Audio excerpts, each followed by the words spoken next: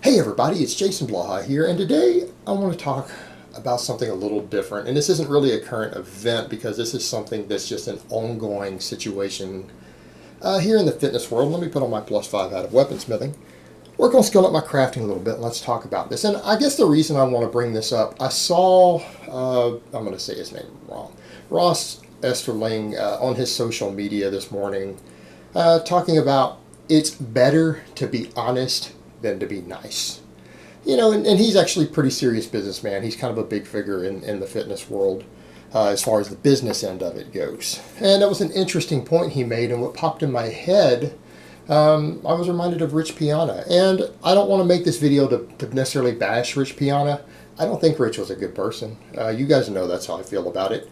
I don't necessarily think he was some horrific, terrible person. I think Rich suffered from body image disorder, and I think he suffered from drug addiction, and that caused him to make some bad choices, and I think that probably affected his brain and his personality later in life. Now, anyone who wants to question that, I want you guys to think about the fact that he was using a lot of narcotics. Multiple people in his life have said that. Large amounts of drug abuse at the time of his death.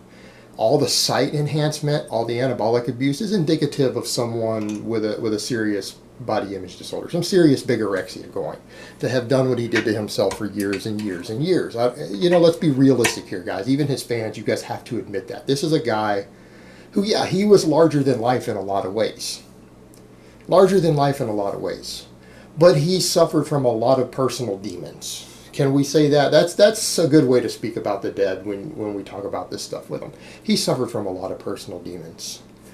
But who he was in public was definitely not who he was behind closed doors. If you start really talking to any of the people who are in his life, and I've talked to, and I mean talked to, I don't mean read what they said somewhere on a forum. I've had conversations with at least 4 people who were very, very close to him around the time of his death when all that stuff came out. Some of them reached out to me. Yes, I've verified who they are.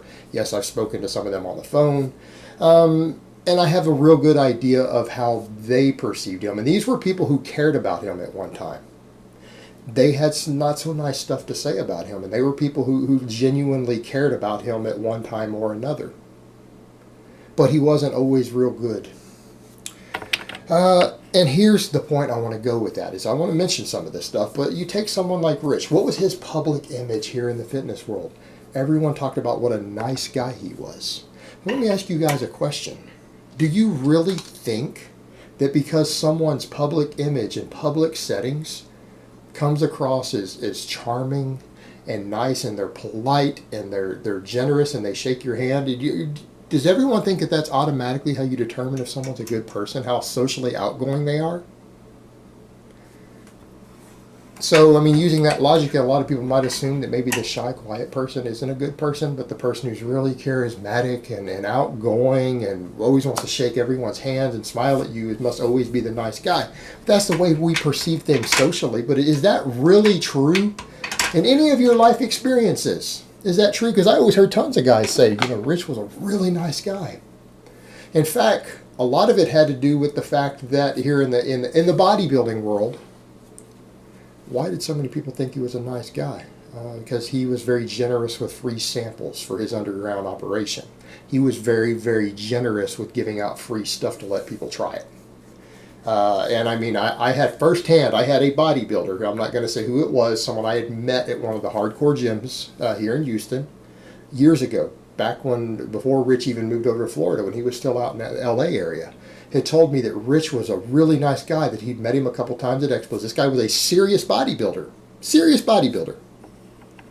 Met him a couple times at expos, and then when he contacted him, saying, hey, he needed to get some stuff. He was in America for a few months and he didn't have access to a source. He's like, Rich sent me like 4 bottles of free stuff to try out. And then told me if it was good that I could buy more. He sent me 4 free bottles. He is such a super nice guy. He sent him 4 bottles of a felony level substance. It's a felony to possess in Texas. And this guy didn't have a prescription for it. But that, in his mind, because the guy gave free samples to people, that made him a nice guy for his illicit operation. Now, a lot of people are going to say, well, I'm not sure that I would define that as a nice guy. That's just being a shrewd businessman in a black market environment. Exactly. but it can be perceived as kind and generous, can it? Even though it's going to make you money. It's going to make you popular. Make you popular with all the right people when you start handing out free stuff. Every big drug dealer knows that. Every big drug dealer knows that. Does that make them good people, though? Makes them seem nice, though. And that's the thing, though. When you really look at it, that's who he was in public. And people loved the guy. But behind closed doors, two of his exes have more or less said, they've somewhat said publicly, and yes, they've said privately, he was very physically abusive to them. And it's not, like, everyone saw all that stuff with Sarah Piana and the yelling at him. So, well, he was justified. She stole from him. You guys might want to factor in there's more to that backstory than what you heard in that footage. And, yeah, he did hit her while that footage was recording. And it wasn't the first time. And it wasn't the last time he did it either. You know, more than one of his exes had come forward and said, yeah, he was very physically abusive. He was very controlling.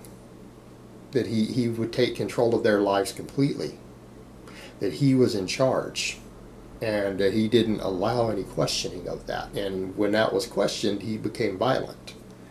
You know, now how much of that could be attributed to the guy, you know, had drug abuse issues? That's probably a big factor. The majority of violent men who are violent to their partners usually have some sort of substance abuse problem. You know, I'm not going to necessarily say that makes them the most horrible person in the world, but are they really a nice person just because they're perceived as nice elsewhere? And the people who they're hitting might not think they're very nice. And that's kind of the point we get to.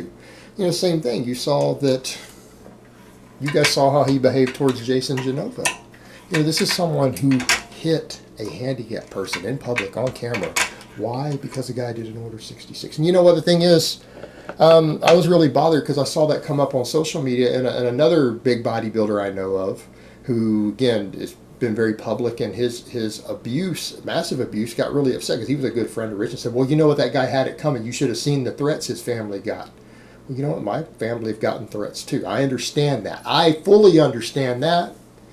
But to take that out on a mentally handicapped person who simply goes, Order 66, that is justification for hitting them in public, instead of saying, hey, maybe I should go after the people, because, you know, again, he was a big time drug dealer, he had underworld connections.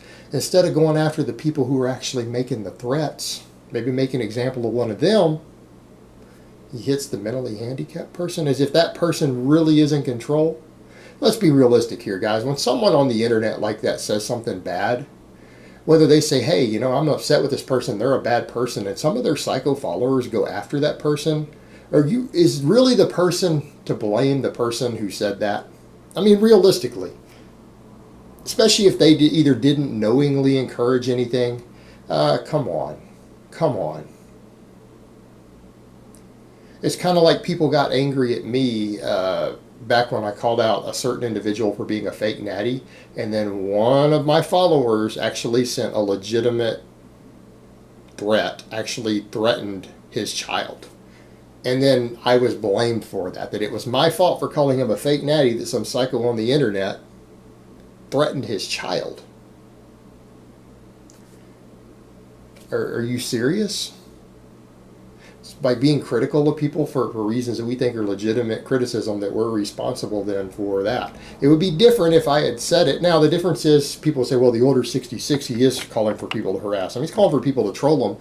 But again, who do you blame if a mentally handicapped person gets on a camera not knowing any better, who can't, again, it's basically a child, and says, oh, Order 66, Order 66. And then a bunch of psychos start threatening someone's family. Do you blame the handicapped person, or do you blame the psychos who are actually doing it? It'd be different if it was a grown adult who said, hey, I want you to go threaten this person's family. I think you should harass them. Okay, that's a little different. But seriously, only a psycho would actually listen to someone who's handicapped say Order 66 on the internet and then actually act on it. Okay, be realistic here. Place blame where blame is due. Yet to become physically violent with that person. That's not a real good person. And then, you consider the fact the guy was, again, a major anabolic dealer. And at this point, everyone knows it. Hopefully, this is not a big secret anymore. A lot of people have talked about it. They've come out about it. Yeah, he ran a pretty big underground operation. And it's not snitching because, guys, he's dead. He can't go to jail, right? The police are not going to exhume his body and arrest him. But it's true. That's part of his legacy, guys. That's part of his legacy. So that's what you have it. And then you have a guy who had a major drug abuse problem. And not just steroids. It was opiates. It was narcotics. He had been snorting Oxycontin at the time of his death. Multiple people in his life have pretty much said that, yeah, he had a real problem with snorting Oxycontin right up till the day he died. That was a factor. I mean, it killed him. Killed him. So the point here, guys, is that public image. Like, you see these people online and you assume that based upon your perception of their personality that tells you who they are. But the reality is maybe the person who's being an asshole might actually have your best interest in mind. Maybe they're really not as bad of a person as you think. And people always assume that the person who smiles and is friendly and outgoing is automatically a good person because they have this different image, right? How do most people see a psychopath? A psychopath is some raving lunatic who's screaming and yelling and running around with an axe screaming blood for the blood god, right? Yet when we look at studies, psychopathology is one of the most common personality traits in CEOs of major companies and in politicians and world leaders. Why do you think that is? Because a psychopath is someone who can change faces also. They don't necessarily always have a conscience. A psychopath is someone who can smile and look you in the eyes and shake your hand while he shoots you. All right? Anyone who watched The Walking Dead, Negan is a perfect example of the charismatic psychopath. That's why he's such a fantastic character. Because anyone who has really ever met true psychopaths knows that a psychopath can smile and be charismatic and laugh and chat with you and pat you on the shoulder while he talks about how awesome Lucille is, who he beats people's heads in with.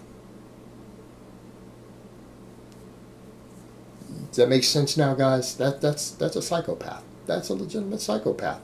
They're not always creepy. Same thing, people have this weird idea on the internet that, oh, this is what a pedophile looks like. All right, guys, I was abused as a child. All right, I've been very open about that. I'm going to tell you guys right now, you probably haven't met any pedophiles. If you really think that a guy who sits in his mom's basement with a big beard and glasses is what a pedophile is, who comes across as really creepy, no. You want to know what I see as a pedophile, as someone who is a survivor of that? A pedophile to me is someone who just always is really friendly to children. They come across as someone who loves children. They always bring children gifts. Kids like them because they're always kind to them. They're always kind and loving to children in public settings. They love being around children. That's the person who always brings the kids candy, always brings them gifts. They're always friendly. They always have friends who have kids. They're always a person they always offer to babysit. They just love kids. And they come across as genuinely nice, sweet people who are just really caring. And I don't want people to think that I'm saying that everyone who is nice, sweet, and caring and genuinely loves kids is that way. But these are predators, right? A lot of psychopaths are predators. A lot of pedophiles are predators. They're looking for an easy mark. They've learned how to chameleon and mask themselves so that you don't think they're a psychopath who will lie, steal, cheat, or kill. You don't suspect them because they're nice. It makes everyone an easy mark. It takes them above suspicion, and it lets them get closer to their intended victims, whether it's to con you, whether it's to rob you. The same thing. It's the same idea even with pedophiles. There aren't people who, like you're thinking of as they come across creepy as weird. They go out of their way to make sure they're not. All right? They go out of their way to make sure that people trust them with children. They love being around children. They're just so kind to children. Because they don't want you to suspect them.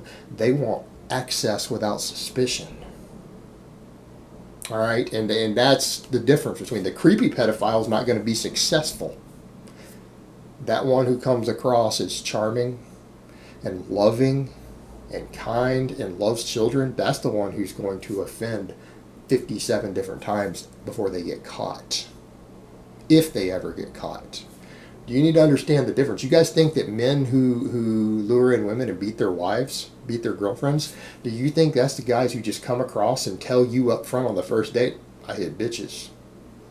No. They tend to be very charming. They tend to be very romantic. Right? They lure them in. They want to get the girl attached. Then they want to make them dependent on them. Then they take control. Then they take control. There are guys who do that. There are guys who don't lay their hand on their wife until after they done seal the deal in the marriage. Maybe they start the first day after the wedding. But up until that point, they're charming, they're romantic. People seem to, again, this is why a lot of people who are naive, who are younger, you guys fall for this stuff because you haven't seen enough of the real world. And so when someone comes up here, one of these fitness personalities online, they come across as nice and genuine people. That's very well the guy who's going to try to con you. That guy is the guy who could possibly be the sociopath con artist because he can look you in the eyes and smile while he sells you freeze-dried dog shit and tells you it'll put 20 pounds of muscle on you. And he'll shake your hand and swear by how amazing the product is and how much he cares about you and he wants to know all about your training and your life, and he's got stuff to help you. He's your friend. See guys, that's how a con artist works. That's how a predator works. They have to find a way to get close to their prey without alerting them. So, guys, remember, oftentimes what you see is a facade. All right, guys, but that's really all I have to say on that today. I hope it's been informative, and I will talk to you guys next time.